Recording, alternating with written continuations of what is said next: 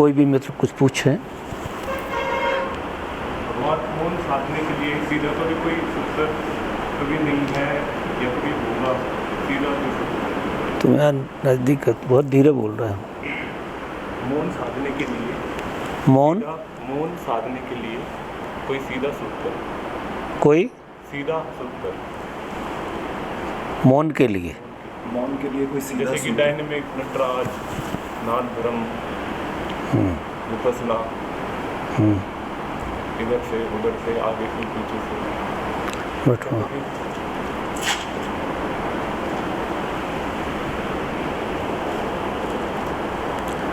देखिए, मौन की साधना सीधी होना असंभव है,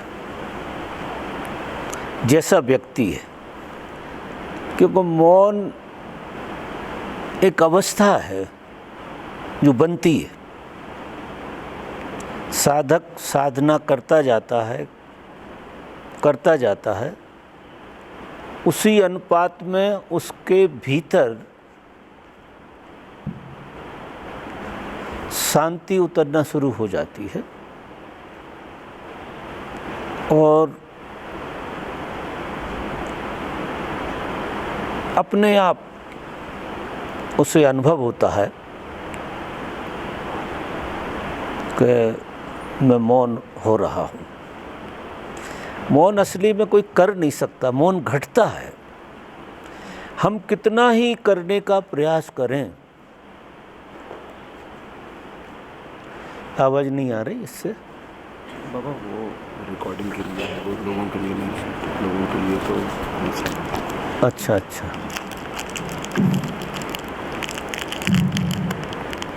ठीक। आपके हाथ को डिस्टर्ब करो, इधर से लगा दो। हाँ ठीक। हम कितना ही प्रयास करें कि मौन को साध लें, वो जितना साधोगे उतना और ज़्यादा उपद्रव होगा, जैसा तुमने देखा होगा। अभी हमारे साथ कुछ मित्रों ने मौन किया तो कह रहे थे कि हम साधारण ज़िंदगी में बहुत बढ़िया थे, जब मौन में बैठे तो कहाँ कहाँ के विचार क्या क्या हमारे भीतर उतरना शुरू हुआ। तो बाहर जब कुछ निकल नहीं पाता है तो गोल गोल घूमता रहता। तो सीधी साधना तो मौन की नहीं, उसके लिए आपको जिस प्लेटफार्म पे आप खड़े हैं, असली में वो प्लेटफार्म बदलना पड़ता है। हमारे जो विचार चलते हैं, जो उपद्रव होता है हमारे अंदर, हमारी वो अवस्था होती है, उसका रिएक्शन है। जो हमारी भीतर की अवस्था है उसी का रिएक्शन है। जिस केंद्र में हम जीते हैं उस केंद्र का परिणाम। तो साधारणतः लोग जिस अवस्था में जीते हैं उनकी सोच से पता लग जाता है कि वो किस सेंटर में जीते। ऐसे पता लगाना मुश्किल है। फिर साधना धीरे धीरे आपका केंद्र बदल देती है। जैसे ओशो कहते हैं कि बिल्कुल संसार में जो व्यक्ति जीता है वो सिर्फ उसके आखिरी केंद्र को जीता है, और आखिरी केंद्र में जो उपद्रव हो सकते हैं वो उसको होते हैं। तो अब घटना केंद्र के कारण घट रही है और हम परिधि पे उसे संभालने की कोशिश करें, जो संभव नहीं है।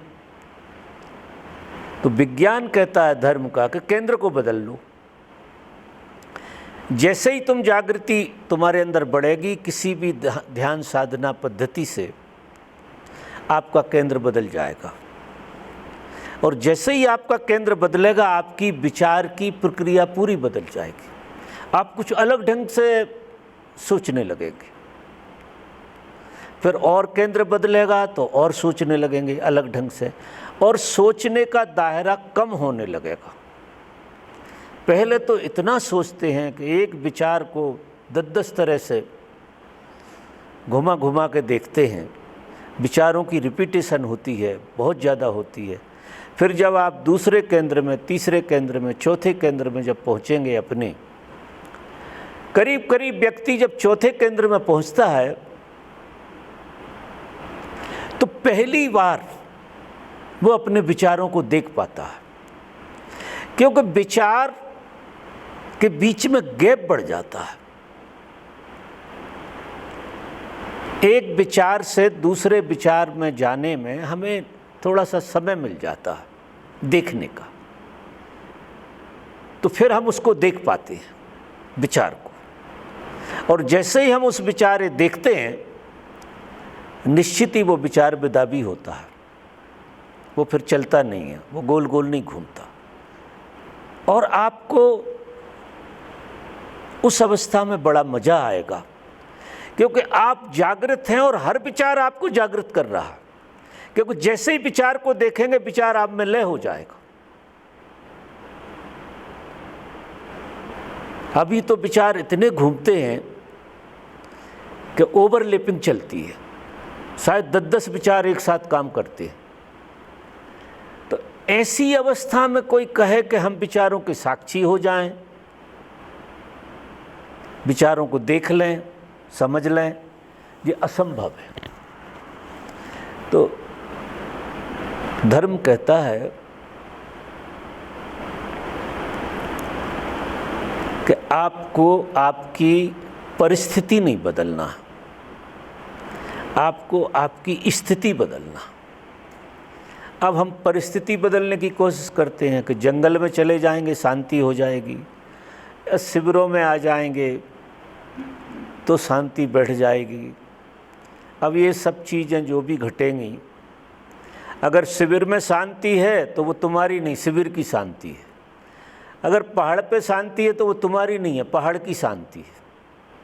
अगर पहाड़ पे मौन समझ में आ रहा है तो वो पहाड़ की वजह से आ रहा, आपकी वजह से नहीं आ रहा। अगर आपकी वजह से आ रहा होता तो आपके घर में भी आना चाहिए था। तो सरल क्या लगता है कि परिस्थिति बदल दो, घर छोड़ दो, एकांत में रहने लगो, ऐसा करो वैसा करो, भाग जाओ, काम धंधा मत करो, क्योंकि बड़े फंसे पड़े हैं। आप कहीं भी चले जाओ, सब कुछ टेम्परेरी होगा। तो धर्म ये कहता है कि आप अपनी अवस्था बदलो, और अवस्था देखिए बड़े आराम से बदली जा सकती है। जैसे मैं एक उदाहरण दूं आपको कि आप यहाँ से उस दरवाजे तक जाते हैं, एक तो आप मशीन की तरह चले जाते हैं,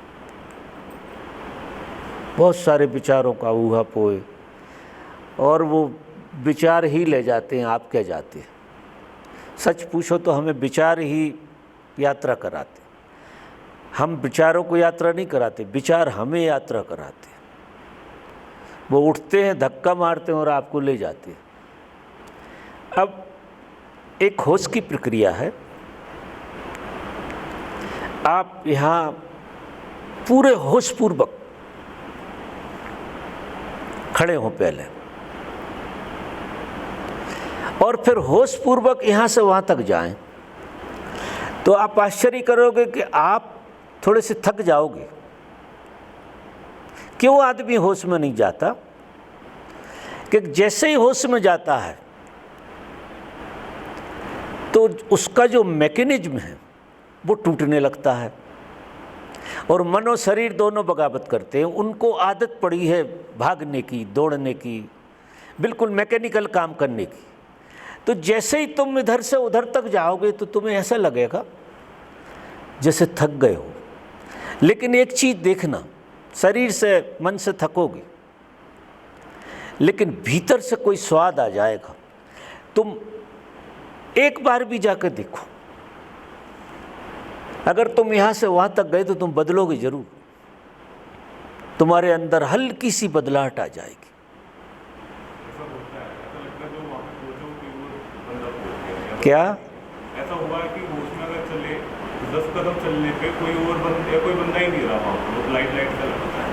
क्या बोलती है? वहाँ पर पहुँचने पर ऐसा लगता है कि कोई रहा ही नहीं शरीर रूप में, या कोई और ही चल रहा है, ऐसा लाइटनेस इतनी है, हाँ, वो तो ऐसा ही रहेगा। अगर आप उसमें डर पकड़ता है फिर। जरा इनको देना, क्या बोल रहे हैं? भगवान के उसमें डर भी पकड़ता है, या फिर पुरानी आदतें ये लेते हैं हमारा। क्या? अगर वो उसमें सारे कोई और जो डे टू डे एक्टिविटी है, चलना, खाना पीना, हाँ, तो उसमें साथ में साथ नए नियम मिल लेता है। बिल्कुल। देखिए, ये क्या है प्रक्रिया, इसलिए तो मैं कह रहा हूं कि ये कठिन नहीं है, हमारे हाथ में है, और किसी पर निर्भर होने की जरूरत नहीं है। इस खेल को खेलने आप सक्षम, परमात्मा ने वो संपदा आपके भीतर दी है, होश की। जैसे ही आप होश की प्रक्रिया शुरू करेंगे, देखिए ये जो डायनेमिक है, कुंडलनी है, नाद ब्रह्म है, नटराज है, जितने भी ध्यान होते हैं, ये सिर्फ क्या करते हैं कि आपको होश का स्वाद दिला देते हैं कि होश क्या चीज़ होती। ऐसे अगर आपसे होश की बात करो तो पकड़ में आएगी नहीं, इसलिए ये सब दंड बैठक लगाना अनिवार्य है। कोई अगर इन ध्यानों से नहीं गुजरेगा तो कितनी कोशिश करे वो होश होता क्या है। तो ये प्रयोग करने से एक पता लगता है कि हमारे बावजूद भी कुछ है, होश का पता लग जाता है। अब फिर उस होश को जीवन में उतारना। सवेरे ध्यान किया, बहुत बढ़िया ढंग से होश की कोई प्रक्रिया बनी, और जैसे ही नाश्ता आया कि आप आदत जैसा नाश्ता करने लगे। हम 5 दिन यहाँ रह रहे हैं, 5 दिन भी मैंने पहले दिन कहा था कि यहाँ हम रह रहे हैं तो विपස්සना की विधि से रहें, हमें हमारी श्वास का पता लगता रहे। अगर आपको श्वास का पता लगता रहे तो आपका भी पता लगता रहेगा, लेकिन नहीं कर पाते लोग। जैसे ही यहाँ से जाते हैं और भोजन की तरफ जाते हैं तो भोजन बेहोशी में करने की आदत पड़ी हुई है, बिल्कुल बेहोशी में करने की। तो जैसे ही आपका बेहोशी में भोजन गया, वो होश का स्वाद चला जाएगा। अब भोजन का स्वाद हावी हो गया आपके ऊपर और होश आपका चला गया। लेकिन कहीं चला जाए होश, होश आपको पीछा करता ही रहता है। आप आश्चर्य करेंगे, जिंदगी में ऐसा आप कोई काम नहीं करते जिसके पीछे थोड़ा बहुत होश ना लगा हो। आपको उसका पता नहीं है। पता लगाने हम साधना करवाते हैं, साधना करके उस बात का पता लग जाता है। अब उस होश पे बैठ के आप सब काम करिए। संसार के जितने भी काम हैं, आप कोई भी काम कर सकते हैं, कोई पाप पुण्य का लेना देना नहीं है, लेकिन हर काम आपका होश में होना चाहिए। इसके लिए मैं एक तरकीब बताता हूँ।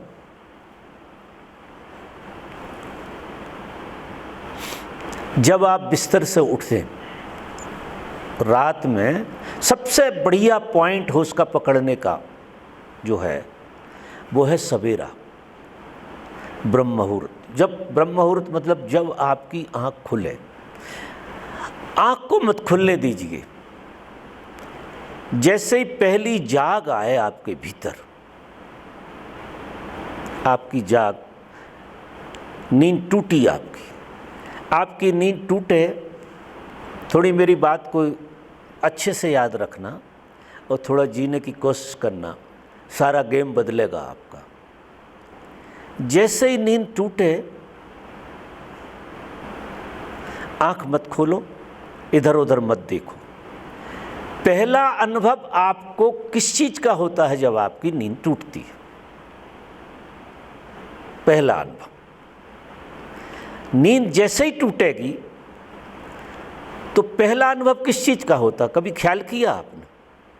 अभी शरीर पूरे में, शरीर में नहीं आए हैं, शरीर में जागे नहीं हैं आप, पूरा शरीर नहीं पकड़ा है, चीज़ें भी नहीं पकड़ी हैं, और एक जाग आई आपके भीतर।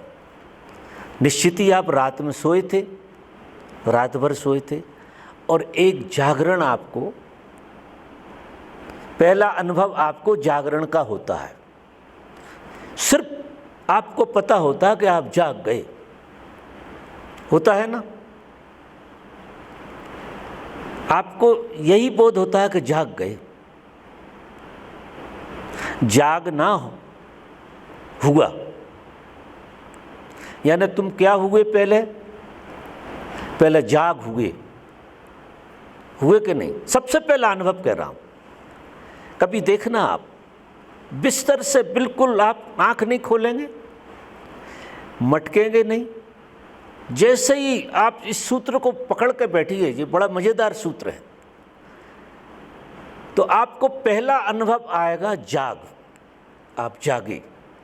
फिर आप जागना हुए, फिर क्या होगा? शरीर पे आ जाएंगे, तो जाग शरीर में कन्वर्ट हो गई, आपको शरीर के होने का बोध हो गया। फिर आंखें खुलेंगी, पत्नी साथ में होगी, उसकी तरफ नज़र जाएगी, तो पति का एहसास हो गया, मतलब पत्नी का एहसास होते ही पति का एहसास हो गया। ऐसे जे जाग जो है हमारी, जो हमारा होना है, जाग क्या? जाग हमारा होना। बारीकी से समझना इस बात। जो पहला अनुभव होता है वो हमारे होने का होता है, हमारे होने का, स्वयं के होने का। और आप आश्चर्य करोगे, तुम्हारा होना, जो पहला होना है, जिसका किसी से नाम और रूप से रिलेशन ना हो, होने का नाम ही परमात्मा है। मजा देखो आप, अब तुम परमात्मा से ही शुरू होते हो, और परमात्मा होते होते तुम व्यक्ति हो जाते हो, और फिर सृष्टि हो जाते हो दिन भर। और जो पहला अनुभव था परमात्मा का, वो खो गया। तो ऐसा दिन नहीं होता जिस दिन तुम्हारी शुरुआत परमात्मा होने से ना हो। बड़ा गजब का खेल है और विडंबना है जो हम जीते हैं। एक स्वाद ही है ना आपका होना, आपको पता लगता है होने का। जब आपकी नींद खुलती है तो होने का पता, अगर आप नहीं हो तो शुरुआत नहीं हो सकती। शुरू में तो आपको होने का ही बोध होगा ना, कि मैं हूं। जाग का क्या बोध होता? अपने होने का ही होता है। अभी होना कुछ हुआ नहीं है, अभी होना शरीर नहीं हुआ, मन नहीं हुआ, विचार नहीं हुआ, भाव नहीं हुआ, सिर्फ होना एक स्वाद की तरह है। और वो होना तुम आश्चर्य करोगे, वही परमात्मा। अब इस होने को पकड़ के चलो। पहले तो सवेरे आप उठो तो इस होने में थोड़ी देर जितने रुक सको उतने रुको, और फिर थोड़ी देर बाद रुकोगे तुम, 5-7 सेकंड रुक गए तो बड़ी बात है, 1-आध मिनट रुक गए तो महावीर हो। फिर तुम तुरंत शरीर पे आ जाओगे। तुम्हें आदत पड़ी है शरीर होने की। अब तुम शरीर कहीं से कहीं नहीं हो, तुम्हारे होने की वजह से शरीर प्रकाशित हुआ। मजा देखो, तुम्हारे होने की वजह से।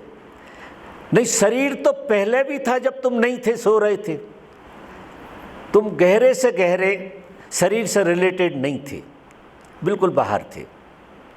शरीर तो रात में तुम्हें होने का बोध कहाँ हो रहा था? शरीर को हो रहा था, क्योंकि तुम तो शरीर ही को होना मानते हो। लेकिन शरीर तुम नहीं हो, क्योंकि तुम जब गहरी नींद में सो रहे थे तो तुम्हें शरीर का बिल्कुल बोध नहीं था, लेकिन तुम तो थे। तुम्हारा होना उस समय स्वप्न की तरह था, और तुम्हारा होना उस समय नींद की तरह था। लेकिन तुम्हारा होना नहीं मिटता है ना नींद मिटा सकती है, ना स्वप्न मिटा सकते, ना शरीर मिटा सकता है। अगर तुमको जो मेरी बात समझ में आई तो डबल एरो में काम होगा।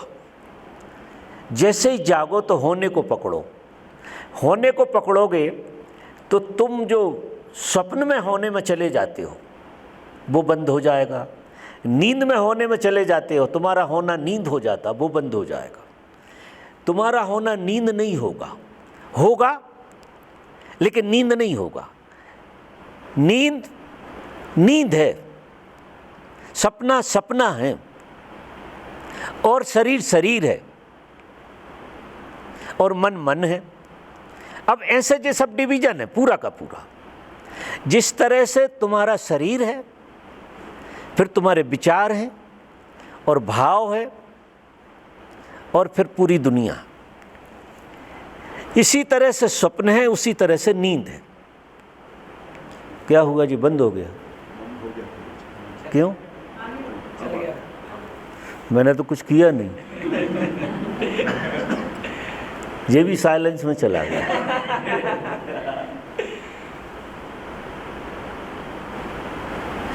मैं जो बात कह रहा हूँ मित्रों,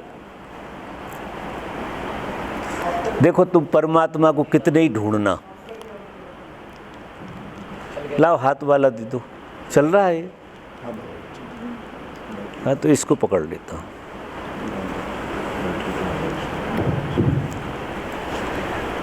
मेरा क्या इशारा है कि तुम परमात्मा को ढूंढ रहे हो, अब तुक्के मार रहे हो बस। किताब में सुन लिया है परमात्मा ऐसा है, परमात्मा वैसा है, कहानियों में सुन लिया, अब तो पिक्चरों में ज़्यादा दिखाने लगे। तो तुम्हें किसी चीज़ पर गहरे से गहरे भरोसा नहीं आता। परमात्मा पे कभी किसी को भरोसा नहीं आता। वो चलता है लोभ और भय के कारण, लेकिन भरोसा तो नहीं आता, क्योंकि तुम्हारा अनुभव तो नहीं है। परमात्मा को जानना तुम्हारा अनुभव नहीं है, और जो तुम्हारा अनुभव नहीं है उसे तुम कितनी कोशिश करना, तुम कहीं नहीं जा पाओगे। सारी दुनिया मरी जा रही है परमात्मा को इस ढंग से मानने में, और कहीं नहीं जा पाती, क्योंकि आपके हाथ में कोई छोर नहीं है। परमात्मा तुमसे शुरू होगा,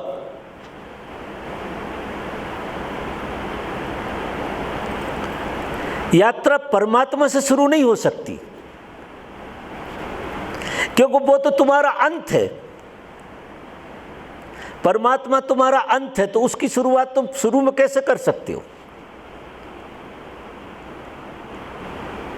तो यात्रा कहां से शुरू होगी?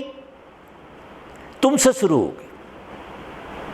परमात्मा अगर शुरू भी होता है तो वो तुमसे होगा, तुम्हारे होने से। अगर तुम नहीं हो तो कैसे परमात्मा है? जरा अंदाज लगाओ। जो माना होगा वो भी नहीं होगा अगर तुम ही नहीं हो। परमात्मा भी है तो तुम्हारा होना जरूरी है ना, उसे देखने समझने जीने के लिए तुम्हारा होना जरूरी है कि नहीं? संसार को होने को भी तुम्हारा होना जरूरी है। अगर तुम नहीं हो तो ये संसार हो सकता है क्या? जब रात में आप नहीं होते हैं तो क्या संसार होता है? कुछ होता है कि जब रात में आप नींद में गहरी, क्योंकि तुम नहीं हो तो गया संसार पूरा का पूरा, पूरा चला जाता है कि नहीं? साले सोने चांदी हीरे मोती और आपके पति पत्नी के रिश्ते और परिवार का सब ड्रामा खत्म हो जाता जब आप नहीं होते। इसका मतलब क्या है? इसका मतलब ये है कि ये जो दुनिया है और दुनिया का जितना भी खेल है, ये सब तुम्हारे होने से है। तुम हो तो ही है ना। अगर तुम नहीं हो तो कोई चीज हमें प्रमाण रूप से दिखा दो कि तुम नहीं हो, ये चीज तुम्हारे लिए, दूसरे के लिए नहीं, तुम्हारे लिए। तुम नहीं हो तो सब गायब, सब गया, कुछ भी नहीं है। अब ये बात बिल्कुल गहराई से समझ लो कि किसी चीज का अगर मूल है तो वो मूल कौन डालता है? आप डालते हो। अगर आप नहीं है तो जैसे दुकान में सामान पड़ा है, आप नहीं घुसे तो वो दुकान में कोई सामान कहता है कि मेरा ये मूल है? कहता है क्या? कोई हीरा नहीं कहता कि मैं हीरा हूँ। हीरा को तो बेचारे को पता भी नहीं होता कि वो हीरा या मोती है। अब ये तुम्हारे होने का ही खेल है, तुम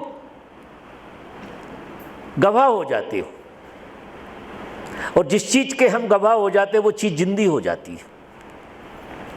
जिस चीज के भी गवाह होते हैं वो चीज जिंदी हो जाती है। अगर आप एब्सेंट हो तो ये नहीं है आपके लिए। आपके बगल में कौन बैठा है, आप एब्सेंट हो, आप इनकी मौजूदगी के गवाह होंगे तो फिर ये जिंदा है। होते हैं कि नहीं? तो सारी चीज घूम फिर के कहाँ आ गई? घूम फिर के ये आ गई कि अगर मैं नहीं हूं, मैं सोया हूं या हूं ही नहीं, तो इस जगत में मेरे लिए तो कुछ नहीं है। अब जब जगत की छोटी छोटी सी चीजें भी तुम्हें नहीं हो सकती तुम्हारे बगैर, परमात्मा कैसे हो जाएगा तुम्हें? मरे जा रहे लोग शास्त्रों में ढूंढ रहे, आरतियां उतार उतार के मरे जा रहे हैं, पूजा कर कर के मरे जा रहे हैं। एक जिंदगी का ऐसा खेल है जो 70-80 साल चल जाता है, लेकिन सब के सब बेरंग ही रह जाते हैं। और हम और आप भी बेरंग रहे हैं बहुत बार। अगर गुरु ना मिला हो तो ये सब रामायण सब ऐसी चलती। गुरु मिलता है तो गुरु क्या करता है? वो बड़ी सीधी सीधी बात बताता, तुम्हें उलझाता नहीं। वो कहता है यात्रा तुमसे शुरू करो, जहां तुम खड़े हो तुमसे ही शुरू होगी। अगर संसार तुमसे शुरू होता है, ये तो तुम्हें अनुभव है कि तुम संसार बनाते हो, करते हो, जो भी करते हो, तो जनाब परमात्मा भी तुमसे ही शुरू होता है। तो अब तुम क्या करो कि सवेरे तुम परमात्मा होते हो।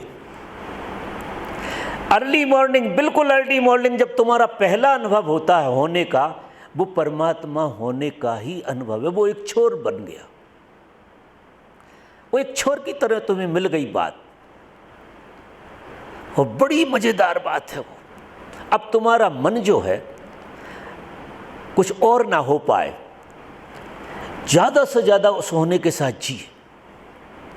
थोड़ी देर के लिए भी मन कुछ शरीर ना हो पाए, मन ना हो पाए, पति ना हो पाए, पत्नी ना हो पाए, थोड़ी देर को वो होने में डूबा रहे,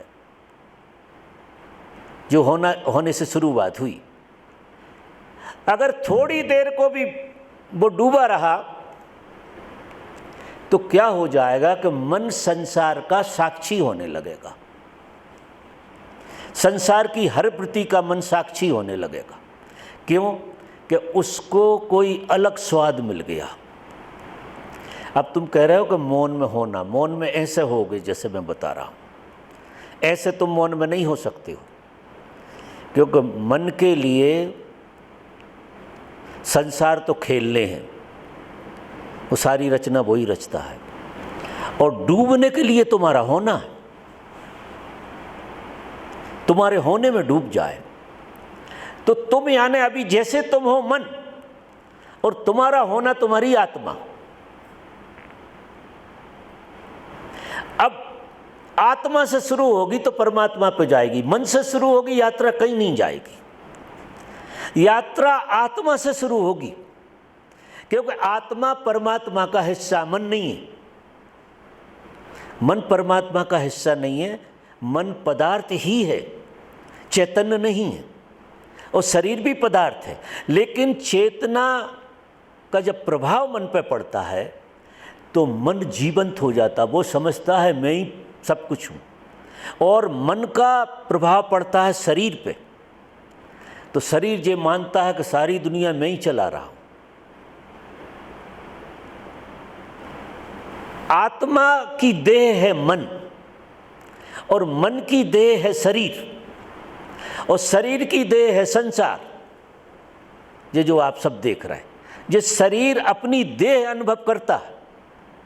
लोग आप फैक्ट्री चलाते हैं ना, जो धंधा वंदा करते हैं, वो कहते हैं मेरी बॉडी है, ऐसा कहते हैं। जो धंधा करते हैं, व्यापारी लोग होते हैं, वो कहते हैं ये मेरी बॉडी है,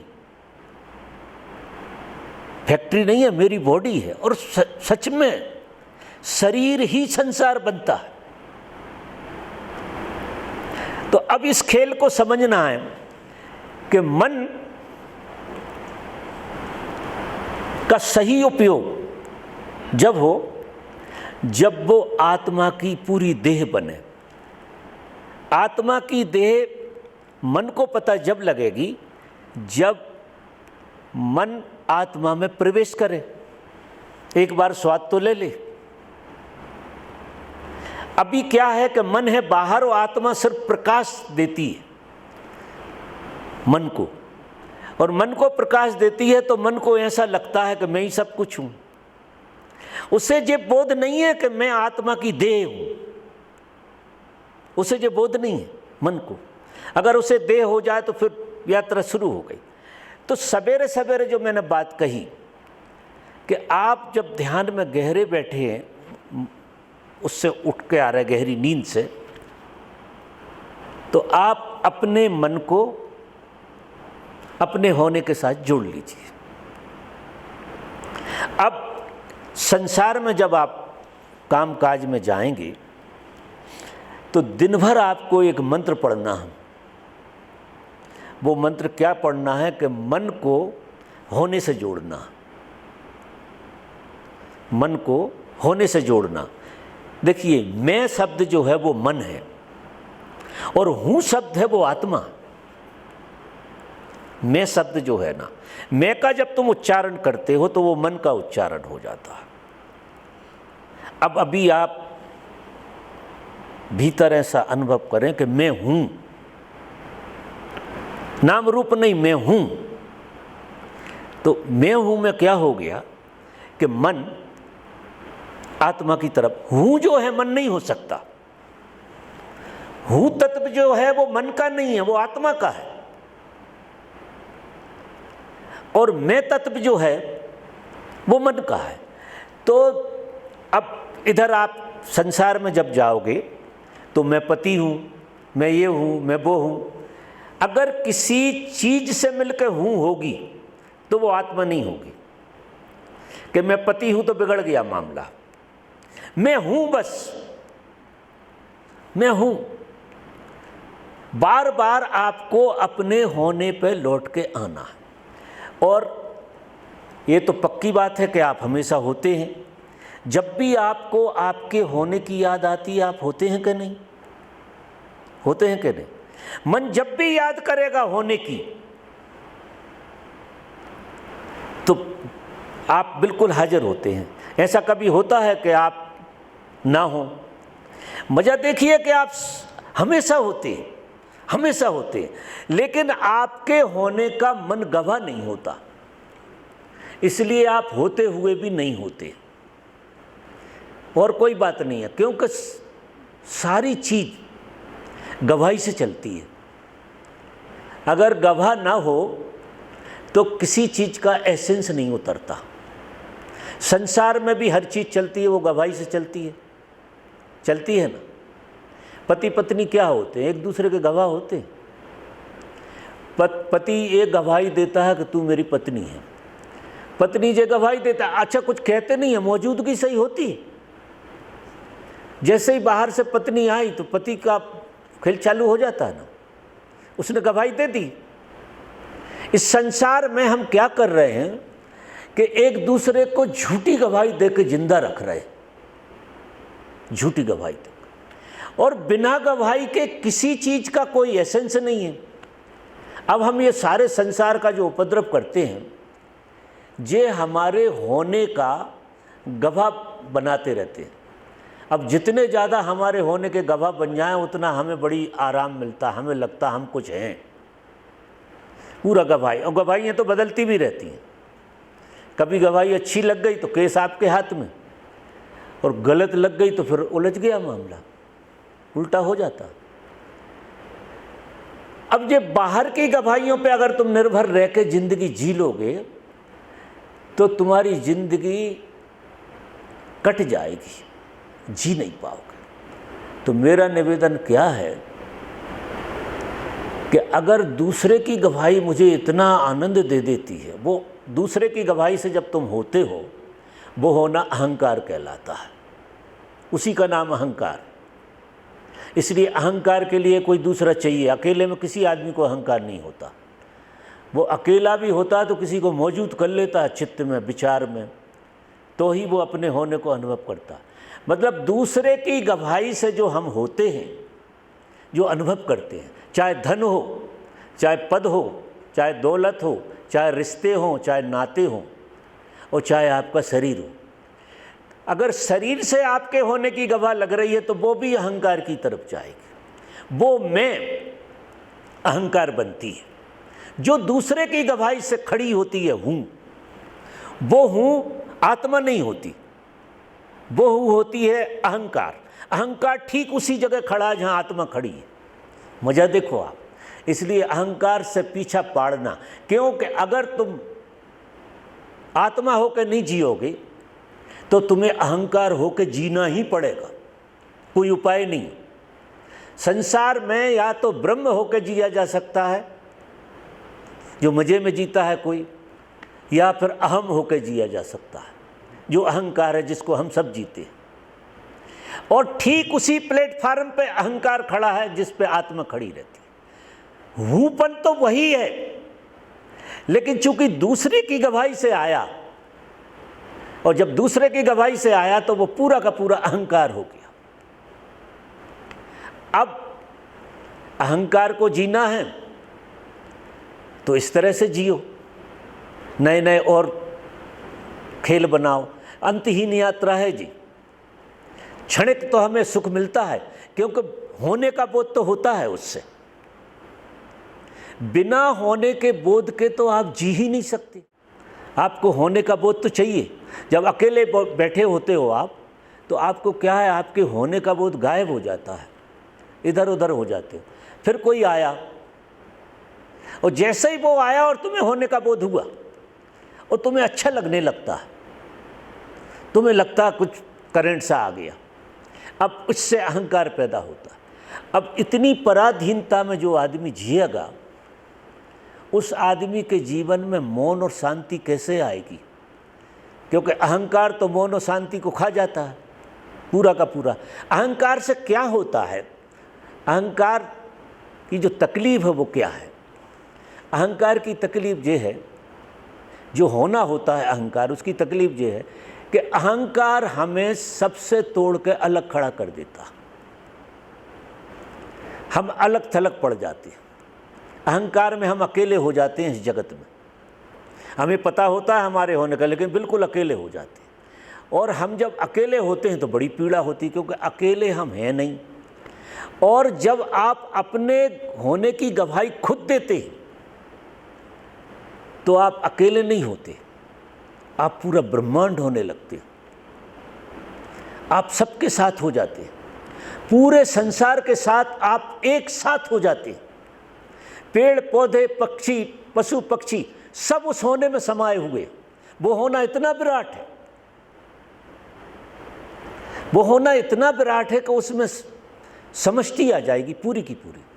तो अहंकार छूट गया, और तुम में फिर जैसे ही तुम समष्टि की तरफ गए और तुम आनंदित हुए कि अहंकार की तरह तुम बड़े होना चाहते हो, कुछ चीज़ें पाके, कुछ लोगों से लेके, कुछ लोगों की गवाही लेके, और तुम बड़े हो नहीं पाते। और है मामला बड़े होने का ही, क्योंकि हम जिस ढंग से हैं वो इकाई की तरह हैं और उसकी पीड़ा भोग रहे।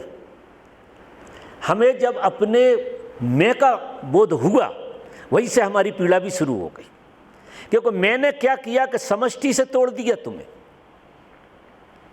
और व्यक्ति बना दिया।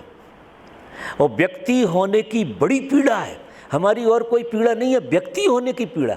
और व्यक्ति को हम पूरा करने की कोशिश कर रहे हैं। व्यक्ति कभी पूरा होगा नहीं। कभी कोई आदमी व्यक्ति की तरह पूरा नहीं हो सकता, क्योंकि व्यक्ति हो गई तो तुम इकाई हो गए, सारा खेल बदल। अच्छा, तुम हो समष्टि, मूल रूप से तुम समष्टि हो। देखो, जैसे मैं उदाहरण के लिए एक बात कहूं कि आपका शरीर है, क्या अलग कोई अंग आनंदित हो सकता है? आंख अलग से आनंदित हो सकती है, कान हो सकता है आनंदित। ये सब जुड़ा है, इसलिए मजा आ रहा कि तुम सब मिला के हो। अब उंगली और आप दो तो नहीं है, नाखून और आप दो नहीं है, आंख और आप दो नहीं है, आप समष्टि है, मतलब आप टोटल हैं। आपसे कोई कहेगा तो आप ये थोड़ी कहोगे मैं आंख हूं कि मैं कान हूं, आप कहोगे मैं देह हूं। ज़्यादा से ज़्यादा अनुभव आपको देह होने का होगा। अब तुम ये पूरे ब्रह्मांड की देह हो और तुम अपने आप को आंख मान रहे हो। अब ये व्यक्ति मानना ये है कि आपने पूरी देह को आंख मान लिया है कि मैं तो आंख हूं, तो आंख के गुणधर्म को जी रहे हो अकेले आप, बाकी तो एब्सेंट हो जाएगा। और आंख भी जब पूरे से नहीं जुड़ेगी तो मजा थोड़ी देगी। तो यदि तुमने अहंकार की तरह जिया तो तुम कभी उंगली हो गए, अब हो तुम पूरी देह, लेकिन तुम्हें अहंकार की तरह बोध कैसा होगा? कभी कान होने का बोध हो रहा। अब कान होने का बोध का मतलब कभी तुम पत्नी हो और फिर कभी तुम माँ हो तो नाक होने का बोध हो गया, कभी तुम ये हो कभी तुम वो हो। अच्छा, चूंकि तुम हो समष्टि, अब माँ हो के तुम तृप्त हो नहीं सकते क्योंकि इकाई हो गए, पत्नी होकर तृप्त हो नहीं सकते, इकाई हो गए, तुम कुछ भी होकर तृप्त नहीं हो सकते हो, क्योंकि जैसे ही तुम कुछ होते हो तो तुम टूट जाते हो तुमसे। जैसे तुम्हारी अकेली आंख को सेंस रह जाए और बाकी पूरा सेंस गायब हो जाए तो आंख की क्या हालत होगी? तुम्हारे एक हाथ को सेंस रह जाए, बाकी सारे शरीर को सेंस ना रहे तो इस हाथ का भी क्या मतलब रहेगा? कोई भले ही जुड़ा है शरीर से लेकिन मजा तो नहीं आएगा। भले ही तुम अस्तित्व से जुड़े हो लेकिन मान्यता तो तुम्हारी व्यक्ति की है ना, और व्यक्ति होने की मान्यता ही तुम्हें तकलीफ दे रही है सारी। तो अभी मित्रों क्या करना है कि जब तुम पति के सामने जाओ तो पत्नी होने का मजा लेना बंद करो, माँ होने का मजा लेना बंद करो, फिर लड़की होने का मजा लेना बंद करो। जब किसी पुरुष के सामने जाओ तो तुम्हें लड़की होने का एहसास होता है, स्वाभाविक बात, क्योंकि अपोजिट का मामला है। अब ये धीरे धीरे धीरे धीरे करते करते तुम्हें ये समझ में आ जाएगी, अगर तुम लड़की नहीं हो तो कुछ तो हो, फिर तो लड़की तो गायब हो जाएगी और तुम आत्मा में चले जाओगे सीधे। तुम आश्चर्य करोगे, जैसे ही लड़की पैदा होगी आत्मा प्रकट हो जाएगी। तुम्हारे होने को तुम किसी चीज पे आरोपित मत करो, कोई चीज उस पर आरोपित ना हो रही हो, वो निखालिस होना हो। तो आपका मन पूरा का पूरा अगर तुम्हारे होने पे चला गया तो धीरे धीरे करते करते करते करते आप में पहली बार आत्मा का पता लगेगा कि मैं आत्मा हूं। और आत्मा को तो परमात्मा का सिर्फ स्मरण ही करना है और वो परमात्मा हो जाती है। मन कितना ही स्मरण करे परमात्मा होने का, वो नहीं हो सकता है। हम मन से राम राम जपने की कोशिश कर रहे हैं, मन हमारा राम तक नहीं पहुंचा सकता है, कोई उपाय नहीं है।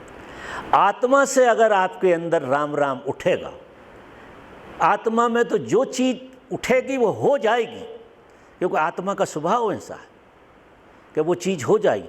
और आत्मा से ही संसार भी पैदा हो रहा, क्योंकि आपका आभान मन का परमात्मा होने के लिए तो है नहीं। मन तो आत्मा के प्रकाश में कहता है कि मैं धनी हो जाऊं, मैं ये हो जाऊं, वो हो। आत्मा के प्रकाश से वो होता चला जाता। मजा देखिए, क्योंकि प्रकाश आत्मा का ही है संसार होने के लिए भी, और परमात्मा होने के लिए भी आत्मा का ही प्रकाश है। तो उस प्रकाश से प्रकाशित होकर जब तुम कोई भावना से भरते हो तो वे भावनाएं पूरी हो रही, उससे तुम्हारा संसार चल रहा, पूरी जिंदगी चल जाती, लेकिन तुम और नीचे गिरते चले जाते हो। तुम आत्मा से मन होते हो, मन से इंद्रियां होते हो, शरीर होते हो, और फिर शरीर से पता नहीं क्या क्या हो जाते हो, बहुत दूर चले जाते हो अपने से। ये स्थिति होती है। तो आपको अपने को पलट लेना। जैसे ही आपका मन अपने शुद्ध होने में बैठने लगेगा। अब ध्यान क्या है? ध्यान में हम बैठते हैं आंख बंद करके, तुम विचारों को नहीं देख सकते, कुछ नहीं हो सकता। एक ही काम करो, ध्यान में भी बैठो, जब तुम तुम्हारी मौजूदगी बना कर रखो, मन इतना मौजूद कर लो अपने में कि तुम यहीं मौजूद रहो इसी क्षण में। अब इस क्षण में मौजूद जैसे ही तुम रहोगे तो मन आत्मा में लय होने लगेगा, भटकाव बंद हो जाएगा। पूरी की पूरी, पूरा का पूरा विज्ञान धर्म का ये है कि मन को आत्मा में लय करना। क्योंकि मन निकला, जो मन में ऊर्जा है, जो मन चल रहा है, वो आत्मा से ही चल रहा है। और संसार बनता है क्योंकि आत्मा ही मन को देह बना के सारा संसार रच देती है। क्योंकि यहाँ संसार और परमात्मा भी दो नहीं है। मजा देखिए, आत्मा ने ही मन के माध्यम से, शरीर के माध्यम से इसकी रचना रच दी। और शरीर मन में चला जाए, लौटते ऐसे हैं कि शरीर मन में चला जाए, मन आत्मा में चला जाए, आत्मा परमात्मा में चला जाए। तो हम जिस सोर्स से आए हैं, हम उसी सोर्स में जाने के लिए पैदा हुए। ये मानो आप कितनी कोशिश करना, कहीं भी जाना, कितने ही भागना, कितने ही दौड़ना, लेकिन जब तक तुम जहाँ से आए हो वहाँ पहुँच ना जाओ, तब तक तुम्हारे जीवन में शांति, आनंद, उत्सव और ये जो जन्म हुआ है उसके प्रति धन्यवाद, जिसे मुक्ति कहते हैं, जो हमें मनुष्य का शरीर मिला है, उसके प्रति एक एक सांस में अहोभाव पैदा हो तुम्हें, एक एक सांस में। और निश्चित ही तुम्हें एक एक सांस में अहोभाव पैदा होगा कि मनुष्य का जन्म लेने का मतलब ही दूसरा हो गया। ये तो बात ही बदल गई पूरी की पूरी। ना तो ये बात हमें माँ बाप ने सिखाई, सब उल्टा सिखाते हैं। माँ बाप उल्टा सिखाते हैं, यार दोस्त सब उल्टा सिखाते हैं। किसी के पास वो विद्या है नहीं, गुरु के पास ये विद्या होती है। गुरु कहता है कि अब बहुत भटक लिए, अब थोड़ी सी मेरी सुन लो, और वो तुम्हारे होने से तुम्हें जोड़ने लगता। एक तो उसकी मौजूदगी भी तुम्हारा होना है। तुम अगर किसी गुरु के प्रेम में पड़ जाओ तो क्या घटेगा? गुरु आत्मा जैसा होता है, शरीर जैसा नहीं होता। उसकी मौजूदगी में तुम्हें अपनी मौजूदगी अनुभव होने लगेगी। तुम्हारी आत्मा ज़्यादा प्रकट, ज़्यादा अनुभव करने लगोगे तुम। उधर तुम अपने मन को डाल दो, लगा दो। तो गुरु क्या कर सकता है कि आपकी आत्मा में मौजूदगी ज़्यादा पैदा करता है, उसकी मौजूदगी से ऐसा होता है। अब आपका काम है कि आपके मन को उस मौजूदगी में, आपकी मौजूदगी में, कोई गुरु का मंत्र जपना है ऐसा नहीं है। गुरु तो तुम्हारे भीतर ही बैठा है। गुरु करता नहीं है कुछ, उसकी मौजूदगी में तुम्हारी आत्मा मौजूद होती है, उसकी बातचीत में भी आत्मा मौजूद होती है। अब जब आत्मा का तुम्हें स्पर्श जैसा होने लगे तो आत्मा का मतलब यह है कि तुम ज़्यादा मौजूद होने लगे। अभी तुम बेहोश थे, फिर तुम्हें ऐसा लगे, सत्संग में होता क्या है, हम मौजूद होने लगते, उसी का मज़ा आता। कोई मज़ा कोई देता है ऐसा नहीं है, ये मज़ा पूरा का पूरा मौजूदगी का है। अब तो सूत्र हाथ लग गया कि यार मज़ा जो है ज़िंदगी में, जब ऐसी झलकें यहाँ आ जाएं, ऐसा होता ही है, देश शिविरों में इस तरह के खेल होते हैं कि मज़ा जो है हमारी मौजूदगी का ही है। तो फिर जो है आप एक एक कदम होश से चलना शुरू करो। अब इसके बाद होगी ये यात्रा। तो आपके चलने में, उठने में, बैठने में, खाने में, पीने में आप कुछ मत करो, मौजूद रहो ज़्यादा। खाना खा रहे हो तो ऐसे खाओ कि जैसे आखिरी काम कर रहे हो आप ज़िंदगी का।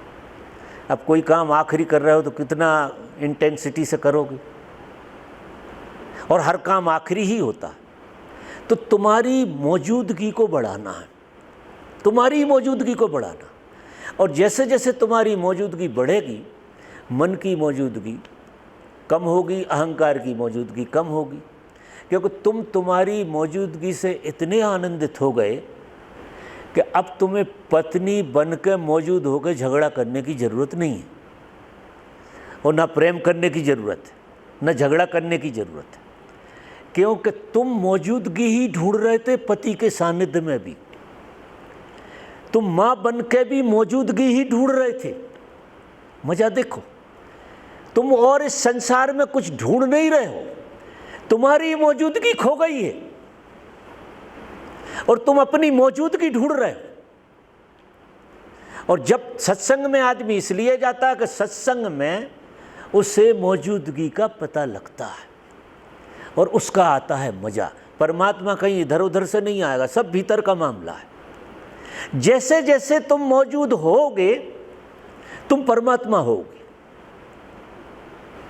तुम आत्मा होगे, और जब परमात्मा होगे तो गुणधर्म बदलेंगे ना जीने के, क्योंकि ये शरीर शरीर नहीं रहेगा, फिर ये कोई और चीज हो जाएगी। ये शरीर परमात्मा की देह हो जाएगी, और ये शरीर परमात्मा की देह ही है, वही खेल खेल रहा है। बस हमें पता उस तरफ से लगना चाहिए। अगर आप ज़्यादा से ज़्यादा मौजूद होगे तो आपको साफ लगेगा कि मैं शरीर नहीं हूँ, मैं शरीर नहीं हूँ, और साफ लगेगा मैं मन नहीं हूँ। और ये मौजूदगी इतनी बढ़ती चली जाएगी, इतनी बढ़ती चली जाएगी, इसका अंत ही नहीं है। पूरे ब्रह्मांड को संभाले इतनी बढ़ जाए।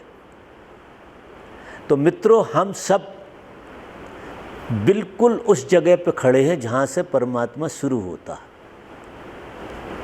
और ये शिविरों में आने का मतलब ही ये होता है, क्योंकि घर गृहस्थी में तुम संभाल नहीं पाते अपनी मौजूदगी, क्योंकि तुम्हें रस तो माँ होने में है। माँ होने की मौजूदगी में इतने मज़े ले रहे हो तुम, आखिर उसमें उपद्रव दुनिया भर के हो रहा है। वो मौजूदगी तुम्हें इतनी सता रही फिर भी नहीं थकी। पत्नी होने की मौजूदगी से तुमने कितना जी लिया, कितने उपद्रव हुए हैं उससे। कोई बड़ा भारी मज़ा आ गया कि पति होने की मौजूदगी में? थकाती हैं जी मौजूदगियाँ सब। जब इसलिए तो संसार में भेजा जाता है कि तुम जो सारी मौजूदगी जो बना कर रखी है तुमने, चाहे धनी होने की हो, चाहे गरीब होने की हो, चाहे अमीर होने की हो, चाहे पद पे बैठे हो, वो सारी की सारी उल्टी मौजूदगियाँ। तुम किसी वजह से मौजूद होते हो, और किसी वजह से जब तुम मौजूद होते तो उसमें कैद हो जाते हो। तुम आश्चर्य करो, पति की मौजूदगी से पत्नी अपने आप में कैद हो जाती है। अब आनंदित कैसे होगी? माँ की मौजूदगी में बेटी कैद हो जाती है, बेटी की मौजूदगी में माँ कैद हो जाती है। तो क्षणिक तो मौजूदगी का मजा आता है, लेकिन वही बोझ बन जाता है। इसलिए जो काम धंधे में पतिदेव चले जाते बाहर, वो अच्छा, जिनके घर में रहते उनकी बड़ी आफत है, क्योंकि उनकी मौजूदगी में तुम्हें पत्नी बनकर ज़्यादा देर मौजूद रहना पड़ा तो तुम थक जाओगे। थकोगे कि नहीं? तो तुम बदलते रहते हो यार कि हम जरा बाहर जाते हैं, थोड़े दोस्तों में बातें कर ले, कम से कम थोड़ा छुटकारा तो हो। तो ये सारी चीज़ें जो हैं, सच पूछो तो बंधन है, बंधन की तरह काम करती है। अब तुम मौजूद होके, खुद में मौजूद होके पति के सामने खड़े हो, तो देखो, तुम अगर अपने से मौजूद हो तो तुम्हारा पति परमात्मा हो जाएगा, क्योंकि तुम परमात्मा हो गए ना। अब ये रिश्ता कितना मज़ेदार होगा फिर, जब पति परमात्मा हो जाए, पत्नी परमात्मा हो जाए, क्योंकि परमात्मा ही खेल रहा, कोई है नहीं, पता नहीं। बड़ा विचित्र खेल है कि परमात्मा का ही खेल चल रहा है जी। वो पति होकर भी खेल रहा, पत्नी होकर भी खेल रहा है, लेकिन इस तरफ से अगर जाओगे तो वो अहंकार का खेल रहेगा। इस तरफ से जो मौजूदगी आती है वो कैद कर लेगी, और उस तरफ से जब तुम मौजूद होगे तो सिर्फ मौजूद होगे, पत्नी नहीं होगे। आपके पति को तुम बहुत अच्छी लगोगी, फिर आपका पति पति नहीं होगा, मौजूद होगा, मात्र मौजूद होगा, पति होकर मौजूद नहीं। पति होकर मौजूद तो तुम्हें प्राण ले रहा, और अकेली मौजूदगी आपको समझ में आए तो वो अस्तित्व है, फिर वो अस्तित्व की मौजूदगी। यहाँ हम जितने भी लोग बैठे हुए हैं सब अस्तित्व की तरह हैं, ना कोई स्त्री है, ना कोई पुरुष है, ना कोई भाई है, ना कोई बहन है। अस्तित्व ने विभिन्न तरह से अपनी मौजूदगी दर्ज की है। एक खेल खेला है पूरा का पूरा, गजब का खेल है, इतना सुंदर है जिसका कोई हिसाब नहीं। संसार अगर नहीं होता तो परमात्मा होता ही नहीं। संसार अद्भुत चीज का, क्यों खेल उसने खेला है। अब बिगाड़ तो बिगड़ कैसे गया कि हम धीरे धीरे हमारी मौजूदगी के लिए हम तरसते हैं दूसरों पे। हम अपनी मौजूदगी बिल्कुल भूल गए, बिल्कुल मौजूद नहीं रहते। कोई मौजूद कर देता है तो हम जिंदा रहते हैं। अकेला आदमी को छोड़ दो, कमरे में बंद कर दो, टीवी ना हो, कुछ भी ना हो, तो शाम तक तो उसकी 12 बज जाए, क्योंकि उसको कहीं से भी उसकी मौजूदगी का अनुभव नहीं हो रहा और खुद की मौजूदगी तो है नहीं। तो प्राण निकल जाते हैं कि भागो यार, बाजार में जाओ, दुकान पे जाओ, शॉपिंग कर लो, जो करना हो वो करो। वहाँ ग्राहकी करते करते भी आप मौजूद हो जाते, पैसे देते हैं जब दुकानदार के सामने आप ग्राहक की तरह मौजूद हो, पैसा है ना जेब में, आप उसका मज़ा आता है आपको। मतलब हम कोई ना कोई छोटा सा मज़ा लेते रहते हैं, चाहे स्त्री हो चाहे पुरुष हो। फिर मंदिरों में चले जाएंगे टाइम पास करने, पता नहीं कहाँ कहाँ चले जाएंगे। और जब तक तुमको सीधी मौजूदगी का पता नहीं लगेगा मित्रों, तुम ये बंधनों से मुक्त नहीं हो सकते। ये बंधन है नहीं, ये तुम्हारे पाले हुए हैं, तुमने ही पाले हैं। ये इन्वेस्टमेंट है तुम्हारा जिसको तुम भोग रहे हो।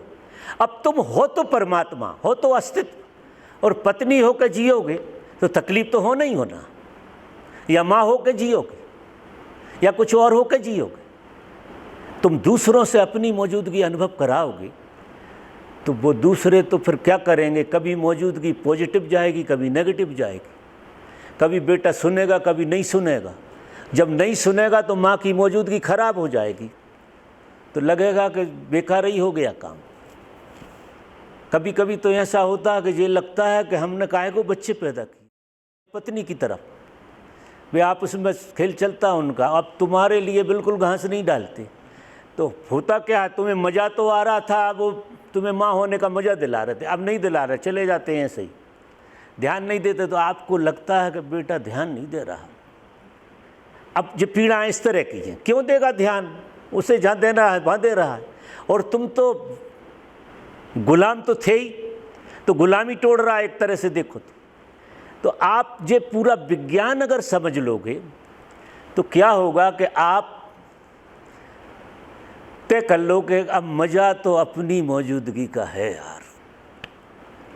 और फिर उठते बैठते खाते पीते, चाहे कोई हो चाहे ना हो, आपको आपके भीतर कोई झरझर बरसात होगी, आपके कदम पे घुंघरू बन जाएंगे, आप नाचते हुए ज़िंदगी जियोगे और जो भी मिलेगा उसे गले लगाने का दिल करेगा, क्योंकि आप पे आपसे ज़्यादा है। और जब तक हम पे प्रेम हमसे ज़्यादा ना हो, हम किसी को प्रेम नहीं कर सकते। ये सब झूठ बोलते हैं, प्रेम की सब बातें हैं। प्रेम तुमसे ज़्यादा हो, तुम्हारे पास इतना हो, लुटाने हो। और लुटाने प्रेम तुम में जब आएगा जब तुम जबरदस्त मौजूद हो अपने में। जितने जितने तुम मौजूद हो गए उतना उतना प्रेम तुम में से उठेगा और ये सारा संसार तुम्हें सुंदर लगेगा। तुम्हारे बेटे भी सुंदर लगेंगे, बेटे की तरह नहीं, अस्तित्व की तरह। तुम्हारा पति भी सुंदर लगेगा, पति की तरह नहीं, पति की तरह तो उपद्रव, अस्तित्व की तरह। आप देखिए आपके सब काम काज जो भी हो रहे हैं, पूरा गेस्टाल्ट बदलता है धर्म। धर्म का खेल है कि तुम जहाँ खड़े हो तुम्हारी दृष्टि बदल देता है, तुम परमात्मा की आंख से देखने लगते हो। अभी तुम व्यक्ति की आंख से देख रहे हो और व्यक्ति के तो रूप बदलते रहते हैं दुनिया भर के, तो मज़ा तो आता नहीं है किसी चीज़ में। और जब तुम परमात्मा की आंख से देखने लगे, और हम जिसकी आंख से देखते वही हो जाते हैं। हम परमात्मा की आंख से देखते हैं तो जो दिखता है वो परमात्मा ही हो जाता है। देखो, वासना की आंख से देखोगे तो जो चीज़ दिखेगी वो वासना हो जाती है। क्रोध की आंख से देखोगे तो वो चीज़ क्रोधमय हो जाती है। आंख का ही खेल है ना। और परमात्मा की आंख से देखोगे तो बात ही बदल जाएगी। परमात्मा की आंख पैदा करनी है तो परमात्मा ही की आंख। तुमने अपनी मान ले तो कोई क्या करे, तुमने ये मान ली कि अपनी है। अब जो मान लो वही गुणधर्म होते। तुमने इतना मान लिया है कि मैं तो स्त्री से ज़्यादा नहीं हूँ, और किसी की पत्नी हो, किसी की माँ हो, बस इतने घेरे में अगर ज़िंदगी जी ली, ये ज़िंदगी तुम्हें तृप्त नहीं कर सकती, क्योंकि तुम स्त्री से ज़्यादा हो, माँ से ज़्यादा हो, हर चीज़ से ज़्यादा तुम एक एग्जिस्टेंस हो, तुम परमात्मा हो मेरी दृष्टि में। तो भगवान जब आते थे, हम जब उनको सुनते थे जैसे आप लोग सुन रहे हैं, तो पहले आके वो सबके हाथ जोड़ते थे और एक बात कहते थे शुरू में कि मैं आपके भीतर बैठे हुए परमात्मा को नमस्कार करता हूँ, मेरा नमस्कार स्वीकार करें। उनकी क्या आँख थी, वो सारे लोगों में परमात्मा का एहसास करा देते थे जब वो इस तरह से कहते थे। और वो ऐसे नहीं कहते थे कि तुम्हें रिझाने कह रहे हो, उन्हें दिखता था, क्योंकि वो परमात्मा थे, तो परमात्मा की आँख से दिखते थे। और परमात्मा की आँख से तुम्हारे कभी क्षण में, किसी क्षण में अगर ऐसा हो जाए, एक आध बार भी अनुभव हो जाए, तो तुम्हें ये सृष्टि ऐसी दिख रही है, ये ऐसी दिखेगी नहीं, ये हमारी वजह से ऐसी दिखती है, क्योंकि हम जो चश्मा पहने वैसी दिख रही है। हम मौजूद ही कहाँ हैं अपने में, अब हमारे अंदर जो चीज़ मौजूद है वही देखेगी, हम हैं कहाँ। हमारे अंदर कभी माँ मौजूद होती, कभी पत्नी मौजूद होती, कभी बहन मौजूद होती है, कभी गरीबी मौजूद होती, कभी अमीरी मौजूद होती, कभी कलेक्टर मौजूद होता, कभी कंपाउंडर मौजूद, कभी नौकर मौजूद होता। तो जो आँख होती उसी से देखते रहते हैं, वही हो जाते हैं। और बने हो तुम परमात्मा की आँख से देखने, तो परमात्मा होने की कला उसको सिखाते हैं। वो ये नहीं कहते कि परमात्मा तुम्हें दर्शन मिलेंगे, कि कहीं हो जाएगा, कि ऐसा। वो ये कहते हैं कि तुम वही हो, लेकिन तुम्हें पता नहीं, और तुम्हें पता कैसे लग जाए उसकी भी 1760 विधियाँ बनाई उन्होंने। वो सारी विधियाँ क्या करती हैं, तुम्हें मौजूद करती है, डायनेमिक करके तुम संसार में जैसे थे वैसे से थोड़े ज़्यादा मौजूद हो जाते हो, एक मौजूदगी बढ़ जाती है, आपको मज़ा आता है। नाद कोई भी ध्यान करो, सत्संग में जाओ, आपकी मौजूदगी बढ़ती है, और मौजूदगी का आपको मज़ा आने लगता है, लेकिन तुम समझ नहीं पाते, उस पे तुम्हारा प्रकाश नहीं जाता कि गजब का काम हो रहा है ये। और ये अगर 1 घंटे ध्यान करने से होता है, तो अगर मैं जीवन में ध्यान को समारूं तो कितना मज़ा आएगा। अपार आनंद भरा है आपके भीतर, अपार संपदा जो सारे संसार को लुटाई जा सकती है, प्रेम की, आनंद की। और आप कटोरा लेके घूम रहे, इधर से उधर जा रहे हो सम्राट, और भीख मांग रहे हो, तो तृप्ति कैसे हो। हम पता नहीं किन किन तरह से भीख मांगते हैं, भीख मांगने के अपने अपने अंदाज हैं। लोग भीख ही मांग रहे हैं कहीं से न कहीं से, और तुम सम्राट की तरह हो। और ऐसा गुरु मिला है अपन को जो सबकी संभावना देखता है सम्राट बनाने की। तो वो कहता है कि सवेरे से ही मौजूद होना शुरू कर दो तुम, पहली मौजूदगी तुम्हें सवेरे मिलेगी, वो मौजूदगी परमात्मा की तुम मान के चलो, और उसी मौजूदगी में तुम अब जियो जीवन। शाम तक तुम थकोगे नहीं, शाम तक तुम्हें ऐसा लगेगा कि और डांस किया जाए, इतने ताजे रहोगे आप। ये मौजूदगी गजब ताज़ा करती है, पता नहीं क्यों भूला हुआ है आदमी, मेरी तो यही समझ में नहीं आता। इतना ताज़ा करती है ये कि आपकी ताजगी दूसरों को छू जाए, इतना ताज़ा करती है। और वो सारी विद्या खोल दी भगवान ने, पूरा विज्ञान खोल कर रखा है कि मैं रहूं ना रहूं, अगर तुम मेरे विज्ञान से चलोगे तो आज नहीं कल तुम मेरी अवस्था में पहुंच ही जाओगे, मेरी यानी तुम अपनी अवस्था में पहुंच जाओगे। समय ज़्यादा तो नहीं हुआ है? हाँ, तो हम शायद अब दूसरा भी प्रश्न कहोगे तो मैं घुमा के तो वहीं लाऊंगा। मैं तो क्या है, किसी भी प्रश्न के उत्तर में तुम्हें तुमसे जोड़ने की कोशिश करता हूँ। बातें मेरी बहाने होती हैं कि कैसे तुम थोड़ी देर को भी मौजूद हो जाओ, और ऐसा होता है। अब मेरी और आपकी बातचीत हुई थी और अब में फ़र्क होगा निश्चित, किसी एक आदमी ना हुआ हो तो नहीं कह सकते, लेकिन बदलता तो है ही, क्योंकि तुम मौजूद होगे तो मैं नहीं कर रहा जी, तुम ही बदल रहे हो भीतर से। तुम जितने जितने मौजूद होगे उतने उतने तरोताज़ा हो। अब ये तो यार विज्ञान ही हाथ में आ गया, अब भटकने की कहाँ ज़रूरत है। तो अगर ज़्यादा विचारों में खोए हो, उपद्रव में पड़े हो, तो एक आध डट के ध्यान कर लो, नाद ब्रह्म कुंडली जैसा, मौजूदगी बढ़ जाएगी, फिर पकड़ के चलो। ये कोई रोज़ रोज़ करने के नहीं है, लेकिन भूल गए तो करो फिर। अगर तुम मौजूदगी भूल गए तो ध्यान करो, 3 बार करो अगर ज़्यादा भूल रहे हो। और मौजूदगी पकड़ में आ गई तो उस छोर को पकड़ के चलो। इसलिए मैं कह रहा हूँ कि परमात्मा का कोई छोर पकड़ना पड़ेगा। तुम ऊपर कितनी याद करते रहो, और होती शुरुआत तुमसे। ये मामला इसलिए मैंने इतनी रामायण कही कि जो शुरुआत तुमसे होगा, तुम तुम्हारे भीतर मौजूदगी बढ़ाओगे। बोलिए। स्वामी जी, ध्यान भी ठीक लग जाता है। इधर आओ आप तो।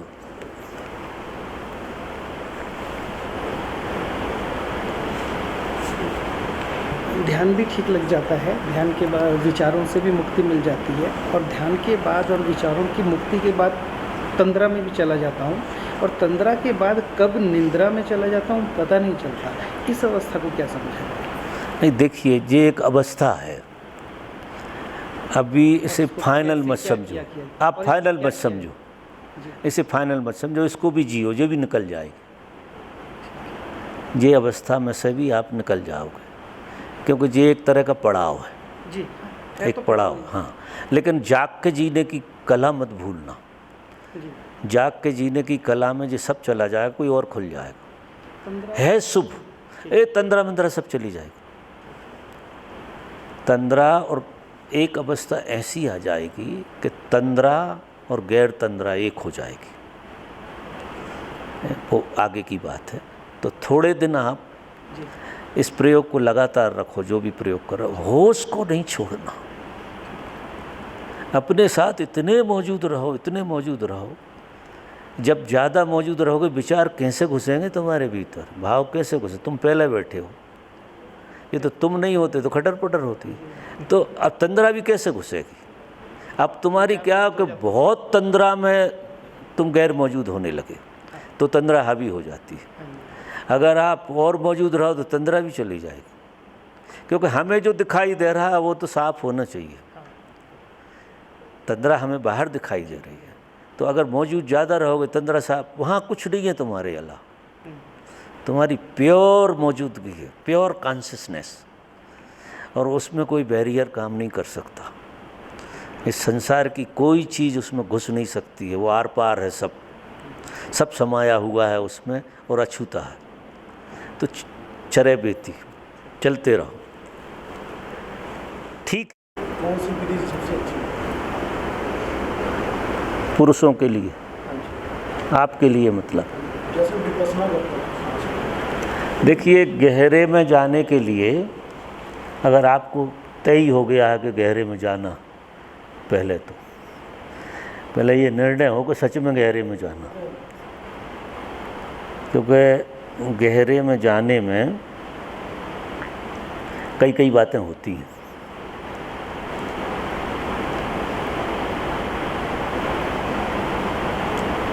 सबसे बड़ी बात होती है कि चित्त में बैराग आता है। गहरे में, जैसे जैसे गहरे में जाओगे बैराग आएगा। बैराग आएगा तो जिन चीज़ों को तुम सच मान रहे थे वो सब झूठी होती चली जाएंगी। बैराग का ये मतलब नहीं है भागना है, लेकिन उनकी मान्यता खंडित होती चली जाएगी। विधि जो है बैराग में ले जाने की, त्राटक है। आप त्राटक करिए, पुरुषों के लिए, स्त्रियों को नहीं। अगर तय कर लिया है आपने कि गहरे में जाना, क्योंकि ये जो सेंटर है, ये सेंटर हमारा प्रवेश इसी से होना। जीव बाहर घूम रहा, यहाँ से केंद्र खुलता है और हम जीव ब्रह्म में लय हो जाता, यहीं से खुलता। त्राटक विधि ऐसी है कि अगर गहरे में जाने का तय है तो वो आपका खोलेगी। और त्राटक के साथ डायनेमिक हो।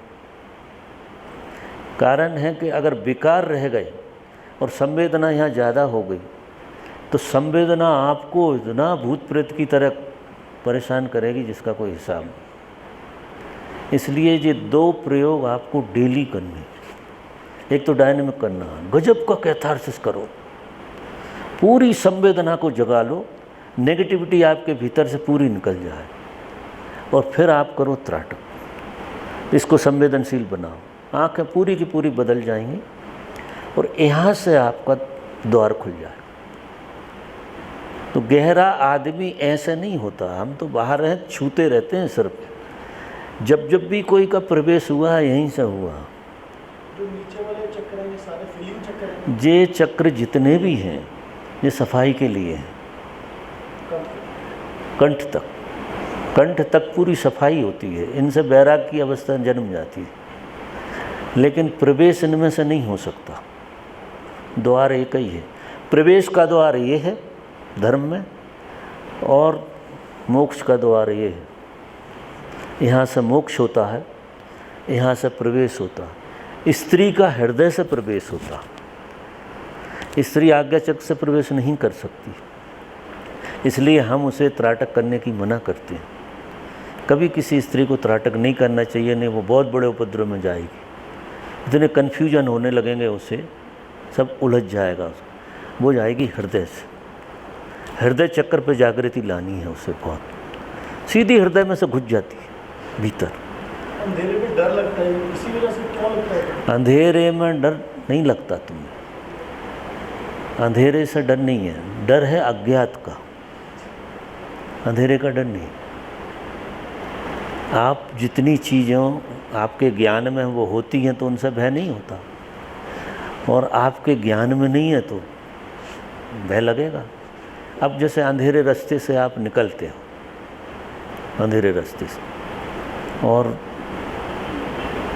प्रकाश में निकलते हो, उसी रास्ते से प्रकाश में आप आराम से निकल जाते हो, और उसी रास्ते से अंधेरे में आप कितने भूत प्रेत पैदा करते हो। क्योंकि अंधेरे में आपका अंधेरा क्या करता है कि अज्ञात में ले जाता है। अब अज्ञात में कुछ भी घट सकता है, अंधेरे का डर थोड़ी लग रहा। कहने की बात है कि अंधेरे का, अंधेरा क्या डराएगा? अंधेरा नहीं डराएगा, अंधेरा हमें अज्ञात में ले जाता, और अज्ञात में क्या घट जाएगा? सांप निकल आए, बिच्छू निकल आए, भूत आ जाए, प्रेत आ जाए, कुछ तो डर माना किस चीज़ का डर है? अंधेरे का है। का अंधेरा क्या कर रहा है बेचारा? लेकिन अंधेरा हमको अननोन में ले जाता है। मौत भी क्या है? हम मौत से क्यों डरते? तो मौत भी कहाँ ले जा रही है ये पता नहीं। मौत का सीधा डर किसको है, लेकिन कहाँ ले जा रही है वो अज्ञात का डर है। जो जितने डर हैं संसार में आदमी को, वो अज्ञात के हैं। कोई अज्ञात आदमी मिल जाए तो डरोगे तुम। जब तक वो तुम्हारे दिमाग में फिट ना बैठ जाए आपको उससे डर लगेगा, कहीं ऐसा ना हो जाए, वैसा ना हो जाए। तो अब डर किस चीज़ के हैं? अज्ञात के। ये मान के चलो, परिभाषा बदलो। अंधेरे का डर है ऐसा नहीं। कहने में ऐसा लगता है कि अंधेरे का, अंधेरा गरीब क्या करेगा? अंधेरा तो बड़ी मज़ेदार चीज़ है। अगर अज्ञात का डर ना हो तो अंधेरे में जीने का बड़ा मज़ा है, क्योंकि प्रकाश तो फिर भी छिछला है, अंधेरा तो गजब का एक है। ज़रा अंदाज लगाओ, सारा ब्रह्मांड एक कर देता अंधेरा, और उजेले में तो चित्त तुम्हारा भटकते ही रहता। ये स्त्री है, ये पुरुष है, ये पेड़ है, ये कुत्ता है, ये बिल्ली, अंधेरे में सब लय हो जाते हैं। अगर अज्ञात का भय ना हो, ऐसा मानो कि अज्ञात का भय रहता, अंधेरे का भय नहीं रहता। और अज्ञात क्यों है कि हम बेहोश हैं। हमारी बेहोशी टूट जाए तो हमने जो अटकलें लगाई हैं हमारे बारे में सब खत्म हो जाए। इसलिए मैं कह रहा हूँ, ये जब प्रयोग करोगे तो ये सब ज्ञात कर देता, सारा अज्ञात ज्ञात हो जाता है यहाँ से। और जैसे ही अज्ञात ज्ञात होता है, तुम अंधेरे में प्रेम से प्रवेश कर सकते हो। अंधेरे में तो जाना ही पड़ेगा। भगवान ने एक जगह कहा है, एक लास्ट बैरियर है, black night of the soul. वहीं सारा संसार डूबेगा तुम्हारा, बड़े गहरे अंधेरे से गुजरो, बड़े गहरे अंधेरे से। लेकिन अज्ञात के भय से निकल जाओगे तो ही जा पाओगे उसमें। प्रवेश तो सबका अंधेरे में ही होता, प्रकाश तो बात की बात है। क्योंकि लय तो मैं प्रकाश नहीं कर सकता, लय अंधेरा करेगा, और तभी तुम मालिक होगे प्रकाश में जीने के। तो वो प्रकाश तो तुम हो जाओगे, फिर अंधेरे से निकले कि तुम स्वयं ही प्रकाश हो जाओ। और गहरे जाने का मैंने रास्ता बता दिया। डायनेमिक करो डट के, अकेला त्राटक करोगे उलझ जाओगे, बात नहीं बनेगी। सरल लगता है लेकिन बात नहीं। और स्त्रियों को भूल कर नहीं करना, करेंगी तो वे बहुत उलझेंगी। तो मैंने बहुत प्रयोग देखे हैं, जिनने करे वो मेरे पास आते हैं फिर बाद में कि हम संभलें कैसे। 2 महीने से त्राटक कर रहा हूँ, 15-20 दिन तो ठीक है, उसके बाद से क्या 2 महीने से त्राटक कर रहा हूँ। थोड़े आगे जाओ, मुझे मिले थे जब से ही कर रहे हो। अच्छा, 15-20 दिन ठीक रहा, अब ज़्यादा क्रोध, नेगेटिविटी ज़्यादा हैवी हो गई है। त्राटक के साथ कुंडली और तथा हाँ। अब 1-1.5 महीने से ज़्यादा क्रोध आ रहा है बस। अरे ये तुम टाइम वाइम की बात छोड़ो, जब तक दरवाज़ा नहीं खुले तब तक करते रहो, उसकी कोई लिमिट थोड़ी है। आपके अंदर कितना अज्ञात फंसा है। क्रोध ज़्यादा बढ़ रहा है दिन दिन। क्या बढ़ रहा? क्रोध ज़्यादा बढ़ रहा है। बिल्कुल बढ़ेगा, क्योंकि ये क्या करता है त्राटक कि काम बढ़ेगा, क्रोध बढ़ेगा, लोभ बढ़ेगा, वे बढ़ नहीं रहे, वे उभर रहे। ये सब खा जाएगी ये ऊर्जा। और उसको देखो, क्रोध बढ़ रहा है तो क्रोध में कोई को मारना नहीं है, देखना। लोभ बढ़ रहा है तो लोभ में भी देखना है। अब क्योंकि देखने की दृष्टि त्राटक से आएगी, और जैसी जैसी दृष्टि आएगी ऐसा ऐसा उपद्रव भी बढ़ेंगे, क्योंकि तुम बड़े पैमाने पर देख सकते हो, इतनी क्षमता है तुम्हारी। तो क्रोध बढ़ेगा निश्चित। इसलिए तो मैं औरतों में मना करता हूँ कि औरतें करेंगी तो आफत हो जाएगी। ये बढ़ रहा है, ये शुभ है, इतना बढ़ेगा कि कुछ पूछो मत, लेकिन किसी पे हावी नहीं होना। इसलिए ये प्रयोग थोड़ा सा डेलिकेट रहते हैं। ये जो त्राटक है थोड़ा डेलिकेट रहता है, इसलिए 2-3 ध्यान पहले दूसरे होना चाहिए, जो आपके अंदर प्राण ऊर्जा को इतना बढ़ा दें कि आप क्रोध को देख सकें, हावी ना हो जाएं, किसी पे चढ़ ना जाएं। तो अगर आप दूसरे प्रयोग कर रहे हैं तो ये बढ़ने तो कोई दिक्कत नहीं, और बंद मत करो। और कोई बड़ी भारी समस्या तो मुझे याद करना, फ़ोन करना। कभी कभी इसमें मेरी ज़रूरत पड़ती है, तो कहाँ आदमी कौन कौन सी साइकोलॉजी में चला जाता है, उधर कभी उलझन भी आती है। तो अपन उस विषय में बात कर लेंगे, सिर्फ बात करने से ही निकल जाता, क्योंकि हम ऐसा मान लेते हैं कोई चीज़ को और वो बैठ जाती है हमारे दिमाग। ठीक है, अब मैं विदा लेता हूँ।